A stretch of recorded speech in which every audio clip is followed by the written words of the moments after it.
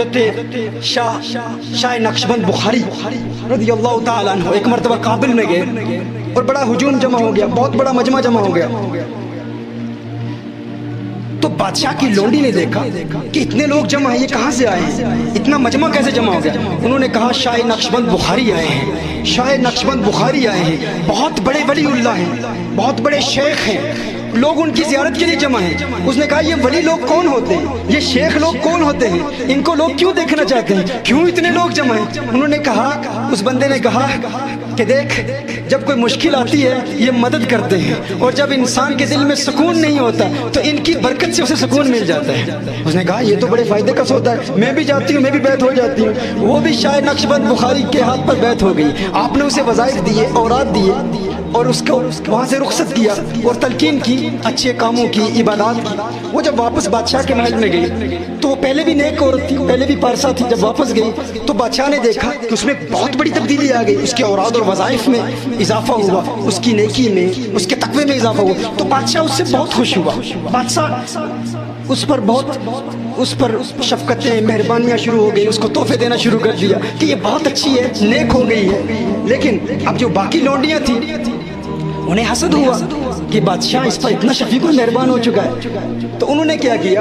انہوں نے اسے بدنام کرنے کے لیے بادشاہ کے محل سے کچھ زیورات چوری کیے اور بعد میں اسی سے برآمد کرا دیے، اسی کے کمرے سے برآمد ہوئے.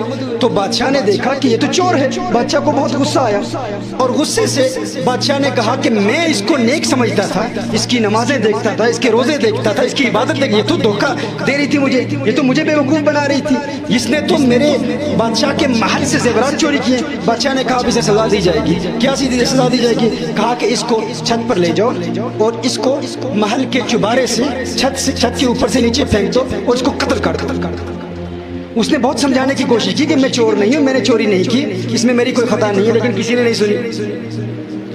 اب کیا ہوا؟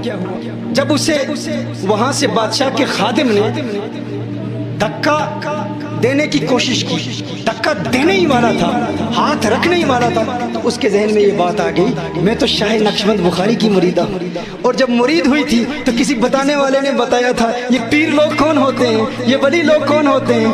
کہا جب مشکل آئے تو یہ مدد کے لیے آ جاتے ہیں، مشکل آئے تو مدد کے لیے آ جاتے ہیں. اس نے کہا ہے میرے شیخ، ہے شاہ نقشبند بخاری، اس سے بڑی مشکل اور کیا ہو سکتی ہے؟ دھوکے سے مجھے چور کہا گیا اور اب میری موت کا وقت آ رہا ہے، آؤ میری مدد کے لیے آؤ. جب اسے دھکا دیا گیا ابھی وہ زمین پر گری ہی نہیں تھی کہ شاہ نقشبند بخاری آ گئے، اپنے دامن میں لیا، اسے بچایا.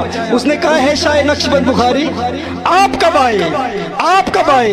تو آپ نے فرمایا تو از چبارہ آمدی من از بخارا آمدم.